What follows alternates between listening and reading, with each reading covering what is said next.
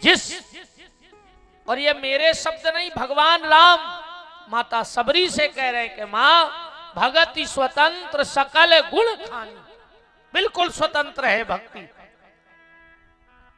इसे देखो दिक्कत हो बिल्कुल सकोच ने करियो, ने जा सोचियो कि आदमी हमें वीआईपी सोचे, आदमों के मन के को हो नहीं सकत, तुम मूड पटक के मर जज्जो। सबके मन के ने हम हो पे ये कथा में, ने तुम्हारे हो पे आओ। अब जब हम सबके मन के नहीं हो सकत, तो हमने भी जीवन में उद्देश्य बना लो कि अब हम अपने ही मन के चले हैं। काश कोऊ के मन को चल नहीं सकत, तो कोऊ के मन के चक्कर में अपने मन को काय मारो, हम अपने मन के हैं। बस गलत रास्ता ना जाए मन, गलत गली ना पकड़े, गलत सोच ना बनाए, गलत सोचे ना, फिर अपने मन के हैं। तो बिल्कुल जे देखो भैया दिक्कत होए, सो जे कुर्सी डली कम पड़ जाए उठले अज्जो उते धरी है, ठीक। हम तो उठा नहीं सकत, हमें तो बैठ गए ना, हम उठले आउते, तो बिल्कुल बैठ जाइयो, कोई दिक्कत नहीं है। कल आप कथा में सुन रहे थे कि देव ऋषि नारद भक्ति की तलाश में गए हैं, भक्ति का दर्शन हुआ, और जो श्रीमद् भागवत की कथा में नारद और भक्ति का संवाद है, मुझे लगता है कि पूरी भागवत का निचोड़ वहीं रखा है। अगर नारद और भक्ति का संवाद व्यक्ति के समझ में आ गया, तो पूरी भागवत समझ में आ जाएगी। भक्ति ने जो अपनी उत्पत्ति देवर्षि नारद को बताई है, उत्पन्ने द्रविणे देशे, भक्ति का जन्म कहां होता है? द्रविण देश में। अब द्रविण देश आपको ढूंढना है भाई। किसी शहर जाओ तो रोड पर लिखा होता है फला फला नगर इतने दूर है, इतने किलोमीटर। संकेत तो आपको वहां मिला, पर मंजिल वहां नहीं मिली है, खाली संकेत है। तो शास्त्र और पुराण संकेत मात्र हैं, रास्ता तो आपको तय करनी होगी। मान के चलो यहां से भोपाल जाना है और बोर्ड पढ़ लो कि सागर से भोपाल 200 किलोमीटर, और खाली बोर्ड पढ़ते रहो, तो क्या कभी भोपाल पहुंचोगे? तो ये शास्त्र पुराण उपनिषद एक बोर्ड है, इनमें लिखा है, मंजिल नहीं है। कई बार लोग हमसे कहते महाराज हमारे गांव में फला व्यक्ति है, उसको 400 चौपाई कंठस्थ हैं। क्या होता है उससे?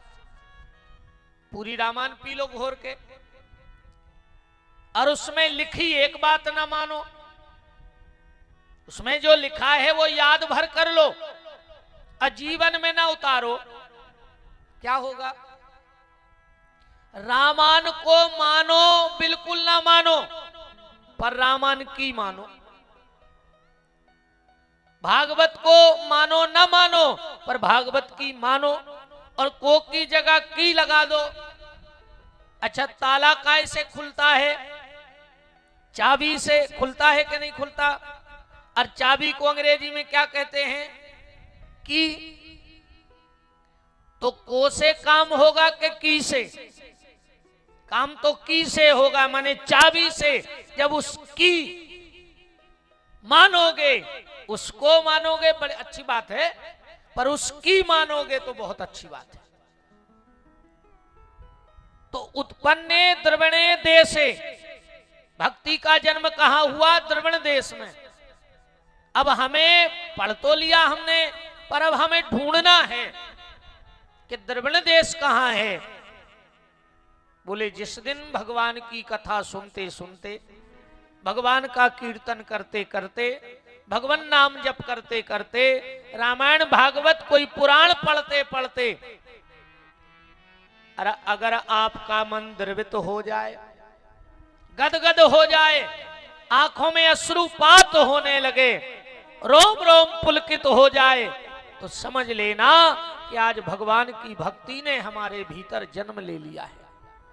यह भक्ति की उत्पत्ति है। द्रविण देश माने मन द्रवित हो जाए, आंखों में अश्रुपात होने लगे, क्योंकि बिना आंख के जल के परमात्मा मिलने वाला नहीं है। जिस पर तुम हो रीझते, क्या देते रघुवीर, और रोना धोना सिसकना और आहों की पीर। जिसे जीवन में एक बार प्रभु का प्यार मिलता है, उसे बस आंसुओं के हार का उपहार मिलता है। न पूछो दिल की बेखुदी का हाल, न तन से प्राण जाते हैं, न प्राणाधार मिलता है, न जाने उनसे क्या क्या बात होती है। राजौरिया जी ठीक है? यही है ना स्थिति साधक की। न जाने उनसे क्या क्या बात होती है। हृदय के तार से जब हृदय का तार मिलता है, और छल छलाती हैं आंखें सुनकर के नाम इनका। ठाकुर जी का छल छलाती हैं आंखें सुनकर के नाम इनका। उसी इंसान में मुझे मेरा सांवरा सरकार मिलता है। गदगद हो जाए शरीर, समझ लेना कि भगवान की कृपा हो गई है, भक्ति का जन्म हो गया है। भगति स्वतंत्र सकल गुण खाने। भक्ति बिल्कुल स्वतंत्र है, किसी प्रकार की कोई बाध्यता भगवान ने नहीं रखी। पर आंखों में जल होना चाहिए, बिना जल के कोई काम नहीं बनेगा। हमारे आचार्य सब बैठे हैं, सब अच्छे श्रोता बैठे हो, सुधीर श्रोता हो। आपको महामृत्युंजय जप कराना हो और आप सुबह सुबह पंडित जी के घर पहुंच जाओ, बिल्कुल सुबह सुबह। अब पंडित जी घर के बाहर सूटकेस लिए मिले। महाराज जी कहां जा रहे? बोले बनारस। अरे हम तो गुरुजी आप ही के पास आ रहे थे, हमें अर्जेंट मृत्युंजय करवाने। अब महाराज जी बोले भैया हम आई तो रे ट्रेन है, आध घंटा रह गो, 10 मिनट स्टेशन के लगे हैं। पंडित जी बोले एक उपाय हो सकत है। बोले का? तुम संकल्प करा दो, हम तुम्हारा तई विश्वनाथ जी के मंदिर में बैठ के माला कर दें तुम्हारे नाम की। इससे अच्छा और क्या होगा? तो बोले कराओ जल्दी संकल्प। बोले पैसा? बोले नहीं। नारियल? बोले नहीं। अब हम तो मिलवे आए थे का संकल्प देवे आए। सुबह इतने जल्दी दुकान भी ने खुल।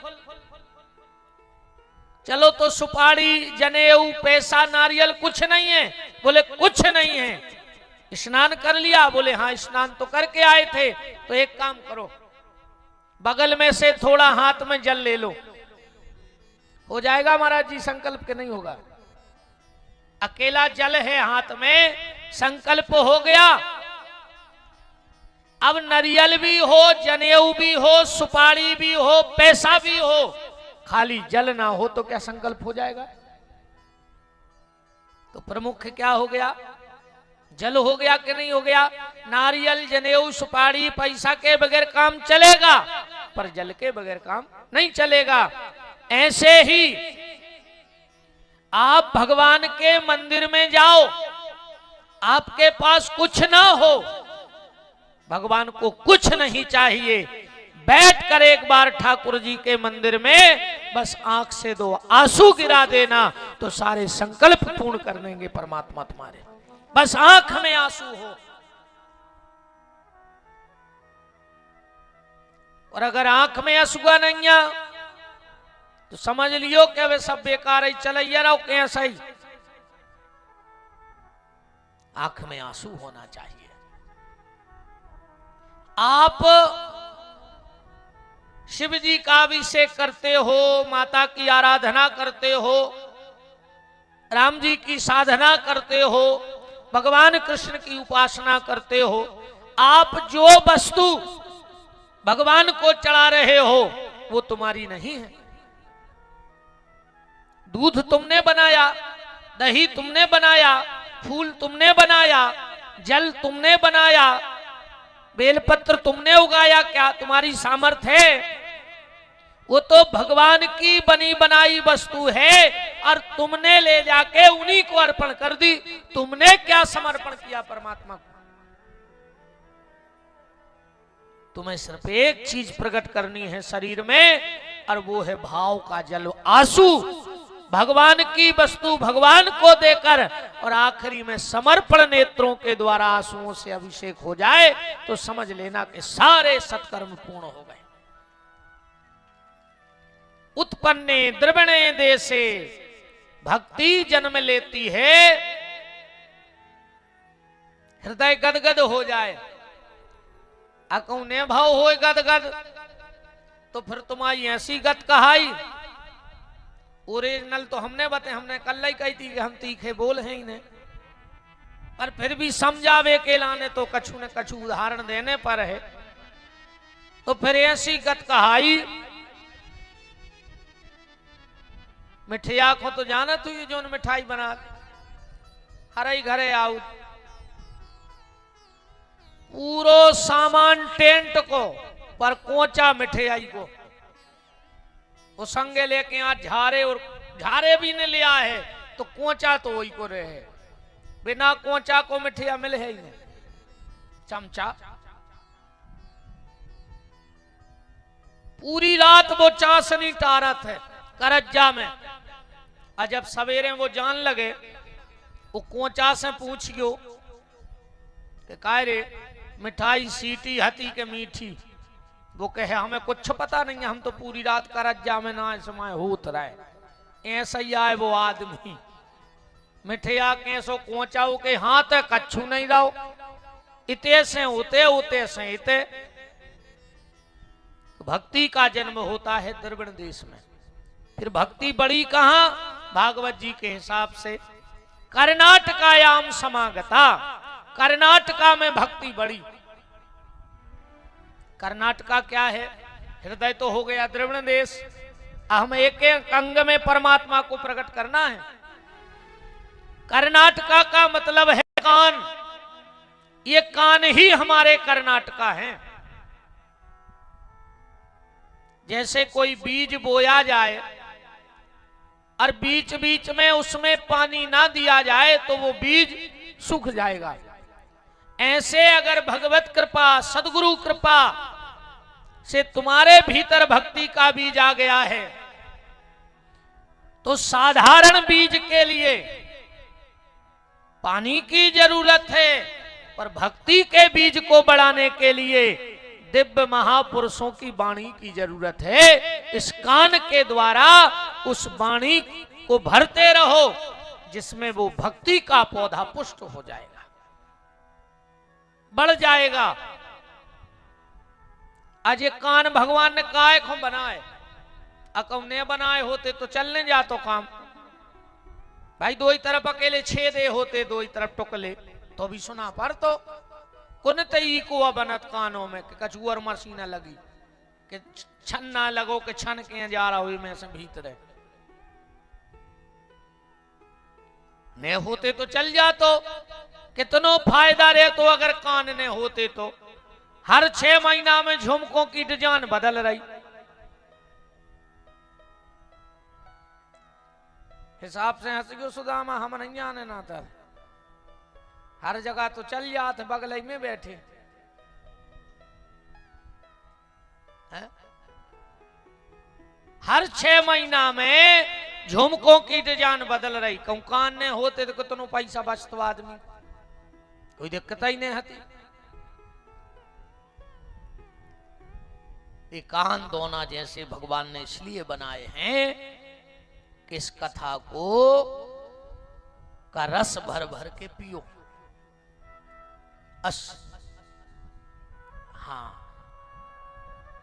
किसी भगत की ये थैली, अच्छा पंडित जी हमने जो थैलियां छोड़ दी थी पैसों की, भैया कौन किया है, ये की हो हमारी बुआ जी के पास है तो आप ले लियो। अब को की ने हो आज हमने कह दी, सभी ने रसीद कटा दियो। अरे और का, हम तो पैसों ही को बैठे थे, हम तो हर कथा में तुम कह के आए कि पैसा जरूर भी है, बुलाओ तुम और एक दिन आप भरापन हो कहने हैं कि जो रख लो बैठ जाओ, कल कटवा दी रसीद तुम तो गुप्त दान की। और का अब जब कोई नहीं पूछ रहा हो तो गई को जान दिक्कत क्या है। मने आदमी इतनो खुश थे आके कि वो पैसा की तक खबर नहीं है। राम को राम, वृंदावन बिहारी लाल की, कर्नाटकायाम समागता। महाराष्ट्र में भक्ति का विस्तार हुआ। महाराष्ट्र का मतलब है हमें सारे संसार में प्रभु का दर्शन होने लगे। निज प्रभु मैं देखूं जगत के ही सन करो विरोध। सारा संसार भगवतमय हो जाए, यही महाराष्ट्र है। फिर किसी से बैर की संभावना ही नहीं रहेगी। पर गुजरात में भक्ति जीर्ण शीर्ण हो गई। गुजरात का मतलब है समय, समय ना निकल जाए। अगर जीवन में समय निकल गया तो गड़बड़ हो जाएगा।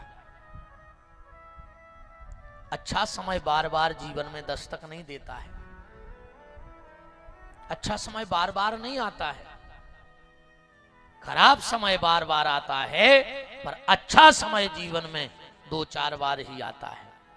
और अगर उस समय की हमने कीमत कर ली तो आने वाला पूरा समय हमारा सुंदर होगा। पर हम उस समय की कीमत नहीं करते। जब भगवान हमें अच्छा समय देता है तो हम उस समय गलत रास्ते चुनते हैं। बिल्कुल गारंटी जानियो, भगवान ने तुम्हें अगर अच्छा समय दे दो तो तुम फिर अच्छी गली ने चुनो। वही समय आदमी गलत रास्ता चुनता है। पैसा होगा तुम गलत रास्तों पे खर्च करोगे।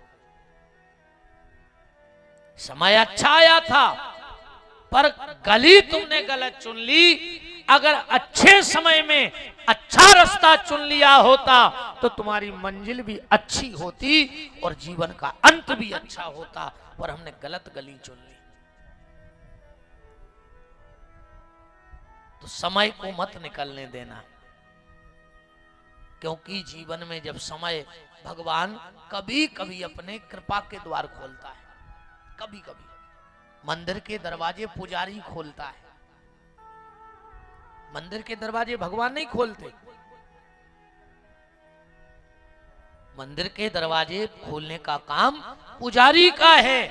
तो मंदिर का दरवाजा तो रोज खुलता है, पर कृपा का दरवाजा परमात्मा का कभी कभी खुलता है।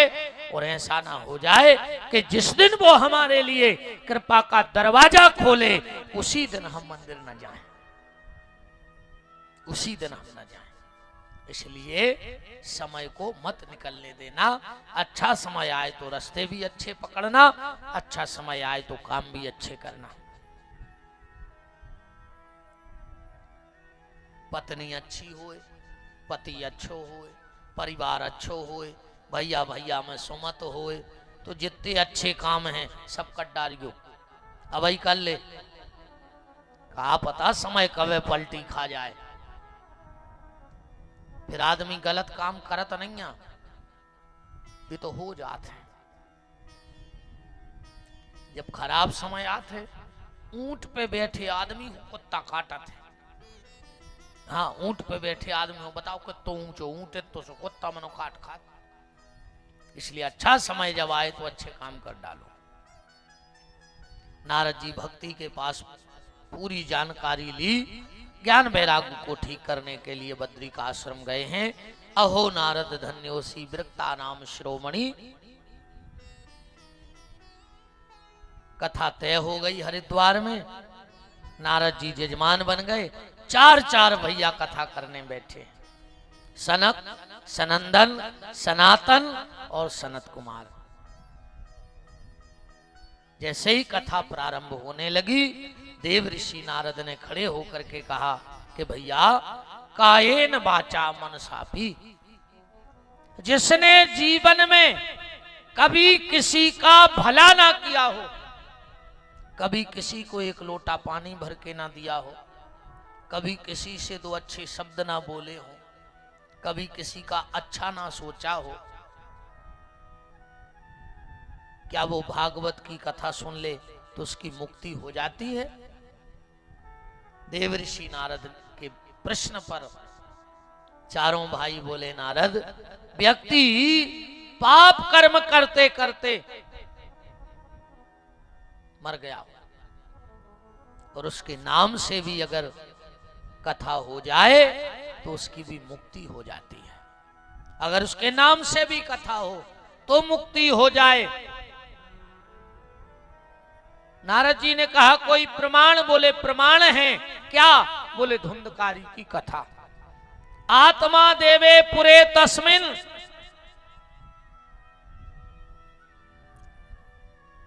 आत्मदेव नाम का ब्राह्मण था, पत्नी का नाम था धुंधली, बड़ी क्लिष्ट महिला थी।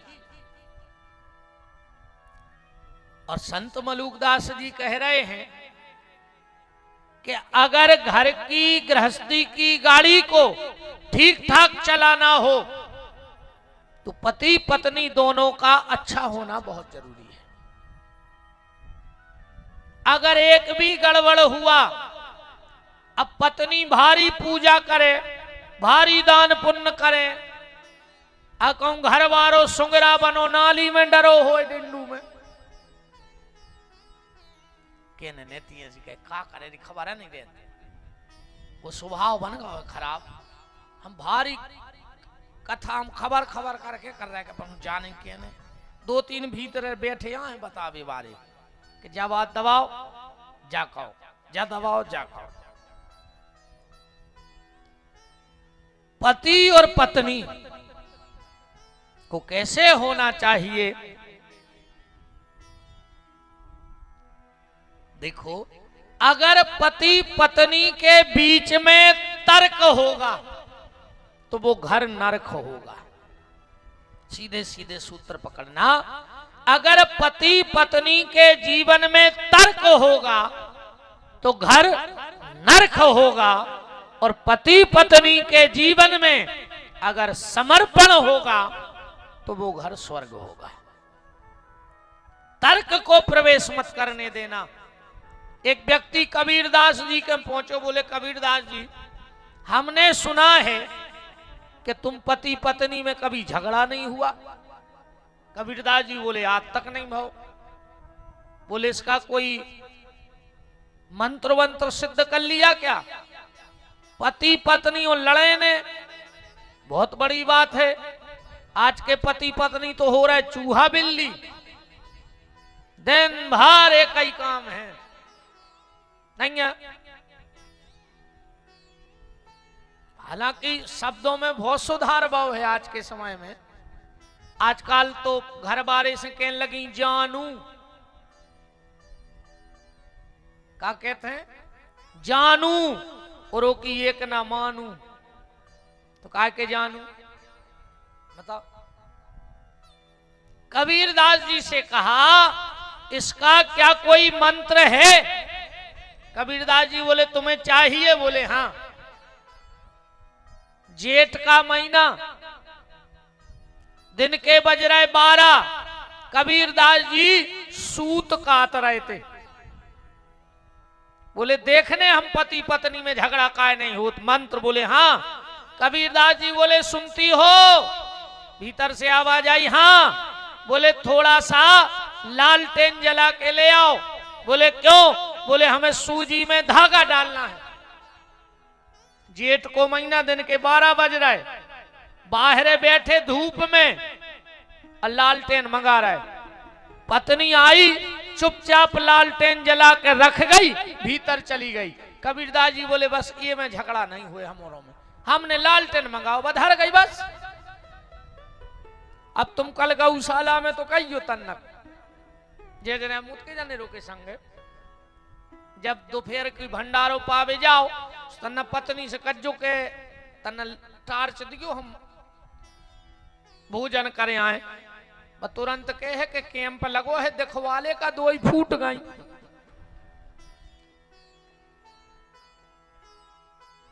क्या कह देखियो कल तन्नक दिन में जब कैंप में जान लगो आंखें चेक करवावे, सोता से जहां भी रुके हो कहियो तन्ना मोबाइल की टार्च जला दियो 12 बजे दिन में। कहूं बाल बच्चे संगे आए हैं तो तुरंत कहे घर बारी के दादा को जल्दी दिखवा दो कि तो फूट गई। देखो 12 बजे टार्च चाहे ने, और अगर घर बारी कह दे कि तुम्हारी का 2 ही फूट गई। भागवत के पहले कल महाभारत हो जाए 2 जनों। कबीरदास जी ने कहा हम लोग कभी तर्क नहीं करते, हमने लालटेन मांगा उन्हें जला के धर दो, बस जो तो खेला ही।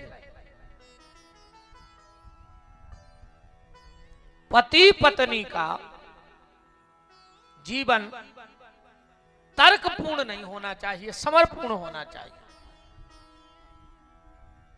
एक संत का नाम सुना होगा आपने, सतीश भैया, वाचस्पति, बहुत बड़े ग्रंथकार भाई वाचस्पति जी। जब उनने ग्रंथ लिखा, वो ग्रंथ में भी ऐसे डूब गए कि उनकी शादी हो गई, उनको पता ही नहीं। मड़वा में पांव पखराई हो रही, वे ग्रंथ लिख रहा है। जयमाला डार दई जो भी होए, पूर भावरे पर गई, वे ग्रंथ लिख रहा है। 1 साल तक शादी के बाद घरे आए, ग्रंथ लिखत रहे। रात में एक दिन जो दिया जल रहा होगा उसका तेल खत्म हो गया, अब दिया बुझ गओ, अब दिखाना तो उन्हें लिखो बंद करो। उनकी पत्नी आई और उन्हें दिया जलाया। वाचस्पति जी बोले पढ़ लेना, वाचस्पति जी बहुत विद्वान लेखक हुए हैं। जैसे ही दिया जला उजेला हुआ, बोले देवी तुम कौन हो? बोले हम आपकी पत्नी। बोले शादी कब हो गई हमारी शादी कब हो गई? बोले 1 साल हो गया पूरा। बोले हमें पता नहीं है। बोले स्वामी आप तो ग्रंथ लिखत रहे मड़वाई में बैठे बैठे। वाचस्पति जी की आंखों में आंसू आ गए। अगर इस ग्रंथ में जितना योगदान मेरा है उससे लाख गुना योगदान तेरा है। तेरा नाम क्या है? बोले मेरा नाम है भामती। बोले आज से इस ग्रंथ का नाम ही भामती ग्रंथ हो जाएगा। यह पति पत्नी का समर्पण है। अब तुम एक दिन धना ले आवो भूल जो बाजार से, कहूं कछु सौदा मंगाएंगे, अब तुम ले आवो भूल जो। तो तुम आओ ग्रंथ उतना ही लिखो जे, तुम लिख पाओ चाहे नहीं लिख पाओ, ना तुम आओ लिखो जे गारंटी जानी हो। पति पत्नी में समर्पण और त्याग होना चाहिए, तर्क नहीं होना चाहिए। आत्मदेव और धुंधली के बीच में सिर्फ तर्क था, और जिस पति पत्नी के बीच में तर्क होगा धुंधकारी उसी घर में जन्म लेगा, उसी घर में पलेगा। धुंधकारी क्या है? अज्ञान। धुंधकारी का मतलब होता है अज्ञान। पर आत्मदेव पत्नी की तरफ से था तर्क, अब पति की तरफ से था समर्पण। कई बार आत्मदेव नाम के ब्राह्मण से लोगों ने कहा महाराज आप इस पत्नी के साथ जीवन जी कैसे लेते हो? बोले मेरा प्रारब्ध होगा, इसलिए इस प्रारब्ध को पूरा करना है। संत महापुरुष अपने प्रारब्ध को पूरा करते हैं। रामकृष्ण परमहंस जी माता के बहुत बड़े उपासक थे। काली माता कलकत्ता वाली बात करती थी, आखिरी में रामकृष्ण परमहंस जी को कैंसर हो गया था। किसी ने कहा कि स्वामी जी, आपकी बात तो माता से रोज होती है, आप क्यों नहीं बताते कि मुझे कैंसर है? रामकृष्ण परमहंस जी बोले कि अगर वो मां है तो उसे बताने की जरूरत क्या है? अगर वो मां है तो क्या उसे पता नहीं है कि मुझे कैंसर है? रात्रि में जब माता से बात हुई, आज माता ने स्वयं कहा, रामकृष्ण बेटा, अगर तू कहे तो तेरा कैंसर मिटा दूं, पर तेरा जो प्रारब्ध है वो तुझे फिर भोगना पड़ेगा अगले जन्म में। और कहो तो इसी जन्म में मुक्ति चाहते हो तो फिर थोड़ा कष्ट सह लो।